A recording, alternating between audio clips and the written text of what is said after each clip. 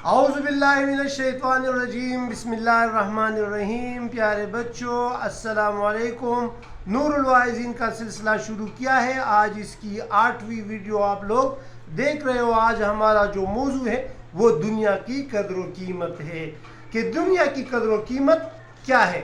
قرآن شریف میں آتا ہے، جس آیت کا مفہوم کچھ یوں ہے کہ اس دنیا کی مثال صرف ایک کھیل تماشا ہے اور اصل زندگی جو ہے وہ تو آخرت کی زندگی ہے، اگر لوگ اس کو سمجھے۔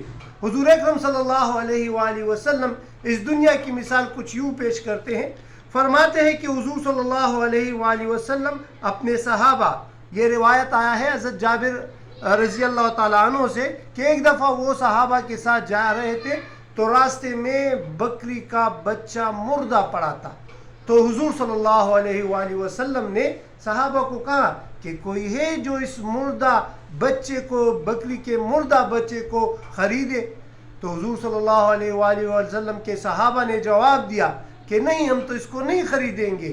تو حضور صلی اللہ علیہ وسلم پھر قسم کھاتے کہ اللہ کے ہاں اس دنیا کی حیثیت اس مردہ بکری سے بھی کم ہے۔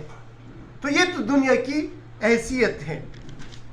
اس دنیا کی حیثیت کے بارے میں حضرت سہیل بن سعد رضی اللہ تعالیٰ عنہ حضور اکرم صلی اللہ علیہ وآلہ وسلم کا یہ حدیث نقل کرتے ہیں کہ دنیا اللہ تعالیٰ کے ہاں ایک مچھر کے پر کے برابر بھی یہ حیثیت نہیں رکھتا۔ اگر کچھ رکھتا تو اللہ تعالیٰ اس دنیا میں کسی کافر کو اتنا نہ نوازتے جتنا اس دنیا میں کافروں کو دولت دی جاتی ہے، مال و متاع دیا جاتا ہے۔ تو اگر اس کی مثال ایک مچھر کے پر سے کی بھی ہوتی تو پھر وہ اس دنیا میں اس غیر مسلموں کو نہ دیتے۔ حضرت ابو ہریرہ رضی اللہ تعالیٰ عنہ حضور اکرم صلی اللہ علیہ وآلہ وسلم کا ارشاد نقل کرتے ہیں، مفہوم بیان کرتا ہوں کہ اس دنیا کی مثال، بلکہ اس دنیا پر اللہ جو ہے وہ لعنت بیچتا ہے اور یہ ملعون ہے، سوائے ان لوگوں کے جو اللہ تعالیٰ کا ذکر کرتے ہیں، اللہ تعالیٰ کو یاد کرتے ہیں۔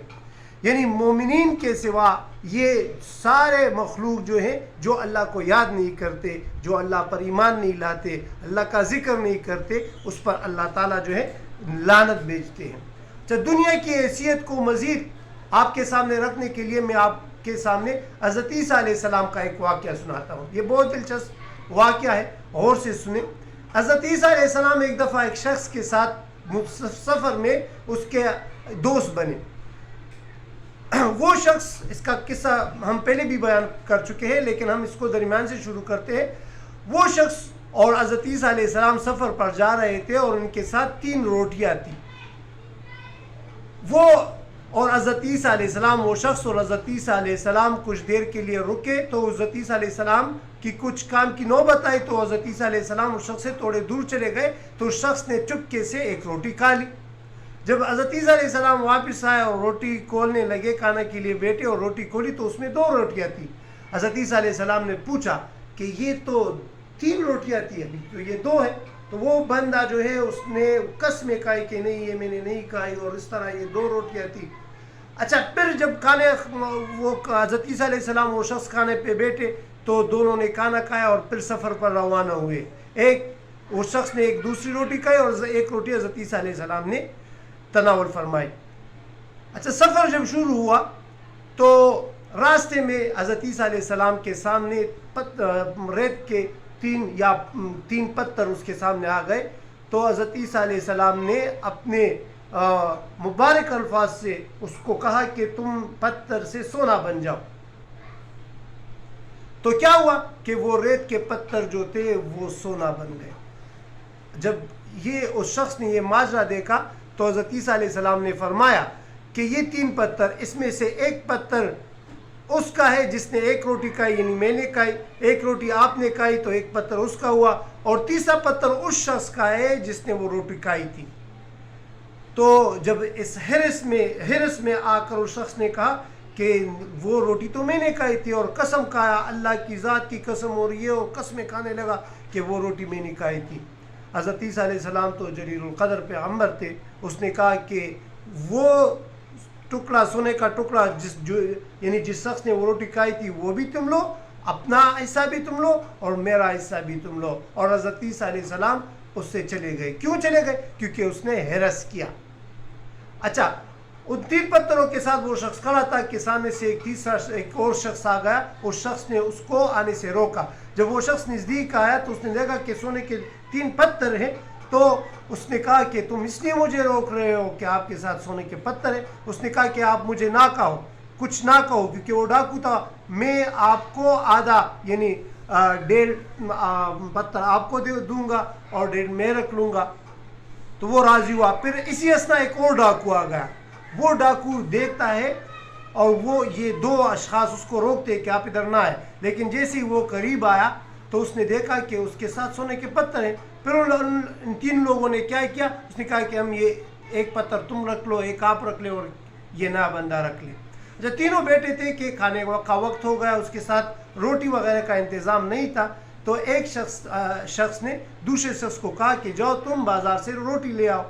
اس کو پیسے دیے. جب وہ بازار گیا اور کھانا اٹھایا تو کھانے کے ساتھ اس نے زہر بھی اٹھایا، اس سوچ کے ساتھ کہ یہ زہر میں اس کھانے میں ملاؤں گا، جیسے ہی وہ 2 شخص اس کو کھائیں گے تو وہ مر جائیں گے اور سونا سارا میرا ہو جائے گا. وہ 2 شخص جو ادھر پر بیٹھے تھے اس نے آفس میں یہ فیصلہ کیا کہ جیسے ہی وہ بندہ آئے گا ہم دونوں اس پر مل کر حملہ کر لیں گے اور اس کو قتل کر لیں گے. یوں یہ سونا جو ہے ہم آپس میں بانٹ لیں گے. اچھا جیسے ہی وہ شخص واپس آیا تو ان دونوں نے اس پر حملہ کیا اور حملہ کے بعد اس نے روٹی کھائی تو روٹی کھانے سے وہ دونوں بھی ہلاک ہو گئے. جب عیسیٰ علیہ السلام واپس آیا تو اس نے دیکھا کہ کس طرح ہرس نے ان تینوں کو ہلاک کیا. پھر حضرت عیسیٰ علیہ السلام نے اپنے الفاظ کہے اور سونا دوبارہ مٹی میں تبدیل ہوا. حضرت انس رضی اللہ تعالیٰ عنہ فرماتے ہیں کہ جب ایک بندہ وفات پاتے ہیں، مفہوم بیان کر رہا ہوں، تو وہ اس کے ساتھ 3 چیزیں جاتی ہیں. ایک اس کے رشتہ دار قبرستان تک، ایک اس کے رشتہ دار، ایک اس کا مال یعنی کفن وغیرہ یا کپڑا یا جو جنازگاہ کا جو چارپائی ہوتی ہے، اور تیسرا اس کے اعمال. 2 چیزیں واپس آتی ہیں لیکن اعمال اس کے ساتھ چلے جاتے ہیں. تو ہمیں چاہیے کہ ہم اپنے اعمال جو ہیں وہ بہتر کریں کیونکہ یہ اعمال ہمارے ساتھ آخر تک جائیں گے. ایک اور واقعہ آپ کو پیش کر لوں کہ بنی اسرائیل کا واقعہ ہے کہ بنی اسرائیل میں ایک شخص کے 2 بیٹے تھے. وہ شخص جب مر گیا تو ان 2 بیٹوں کا ایک دیوار پر جھگڑا ہوا. آپس میں جب وہ لڑنے جھگڑنے لگے تو اس دیوار سے آواز آئی کہ آپ لوگ کیوں لڑتے ہو؟ تو جب ان لوگوں نے کان رکھا تو اس دیوار سے آواز آئی کہ میں ایک بادشاہ تھا اور میرے ساتھ سب کچھ تھا، میرے ساتھ غلام تھے، میرے ساتھ سونا تھا، سب کچھ تھا، لیکن آج دیکھ میں اس دیوار میں ہوں. اچھا میں جب مرا تو پہلے میرے بدن کے اعضاء جو ہیں وہ گوشت جو تھے وہ مٹی میں تبدیل ہوئے. مٹی سے پھر لوگوں نے اس سے برتن بنائے، برتن پھر ٹوٹ گئے، پھر لوگوں نے اس سے اینٹ بنائے اور اینٹ کے بعد آپ لوگ دیکھ رہے ہو کہ میں دیوار میں چسپا ہوں. تو اس نے کہا کہ دیکھ ایک بادشاہ کا یہ حال ہے تو آپ لوگ ایک دیوار پر کیوں جھگڑا کر رہے ہیں؟ اس دنیا کی کوئی حیثیت نہیں ہے. حسن بصری رحمت اللہ علیہ کا واقعہ میں آپ کو بیان کرتا ہوں. وہ فرماتے ہیں کہ میں پہلے جوہر فروش تھا، جو امین یہ قیمتی پتھر بناتا تھا اس سے، اور جوہر جو ہے یہ بادشاہوں کے لیے اور بڑے بڑے لوگوں کے لیے میں بناتا تھا.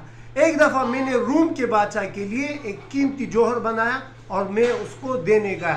جب میں گیا تو بادشاہ اپنی جگہ پر نہیں تھا، اس کے وزیر سے میں ملا. اچھا تو جب حسن بصری رحمۃ اللہ علیہ وہاں پر گئے تو وہ بادشاہ نہیں تھا، اس کے وزیر سے ملاقات ہوئی. وزیر سے پوچھتا ہے کہ بادشاہ کہاں ہے؟ تو وزیر فرماتے ہیں کہ بادشاہ تو ایک مہم پر نکلا ہے اور وہ کل آئے گا. تو اس نے بہت اصرار کی تو وزیر نے کیا کیا، اس نے کہا کہ میں آپ کو اپنے ساتھ لے جاتا ہوں. جب وہ اس کے ساتھ گئے تو وہ ایک قبرستان میں گئے اور قبر پر دیکھتے ہیں کہ اس میں عالی شان سونا اور چاندی رکھے ہیں اور اس پر ایک خیمہ لگائے ہیں. پہلے حسن بصری کیا دیکھتے ہیں کہ بادشاہ اس قبر کے ساتھ بیٹا ہے، رو رہا ہے. پہلے علماء آتے ہیں، بڑے بڑے لوگ آتے ہیں اور قبر کو دعا کر کے چلے جاتے ہیں، کچھ نہیں ہوتا. پھر اس کے بعد جو ہیں عورتیں آتی ہیں، وہ قبر کے ساتھ روتی ہیں اور چلی جاتی ہیں. پھر فوج آ جاتی ہے، پھر وہ بھی چلے جاتے ہیں. تو آخر میں بادشاہ جو ہے وہ رونے لگتا ہے اور کہتا ہے کہ دیکھ میں نے آپ پر، اے اللہ میں نے آپ پر جرگہ کیا علماء کا صحیح ہے. اگر آپ یعنی ان علماء کا خاطر کرتے یا جو عورتیں میں نے لائی آپ کے سامنے یا پھر فوج میں نے لائی تو آپ نے علم کا، طاقت کا اور حسن کا کسی کا جرگہ بھی آپ نے قبول نہیں کیا، اور نہ سونے چاندی کا آپ نے قبول کیا. یعنی اللہ تعالیٰ جب فیصلہ کرتا ہے تو وہ امر ہوتا ہے. کسی کے ساتھ جو کچھ بھی ہو، دنیا کا جو مال و متاع ہو، یہ دنیا پھر کوئی حیثیت نہیں رکھتی. تو اس کا بیٹا جو ہے وہ واپس نہیں آیا. تو اس دنیا کی حیثیت یہ کچھ بھی نہیں ہے. ہمیں اپنے آخرت کے لیے فکر کرنی چاہیے، کیونکہ آخرت کی زندگی جو ہے وہ ہمیشہ کے لیے ہے، اور دنیا کی زندگی جو ہے وہ فانی والی ہے، مختصر سی زندگی ہے. ہم اس مختصر سی زندگی میں نیک اعمال کریں، عبادات کر لیں اور اپنے آخرت کو سنواریں. مجھے اور قاری دوست محمد صاحب کو دعاؤں میں یاد رکھیے گا. انشاءاللہ اگلی ویڈیو کے ساتھ پھر ملیں گے. وآخر دعوانا الحمدللہ رب العالمین.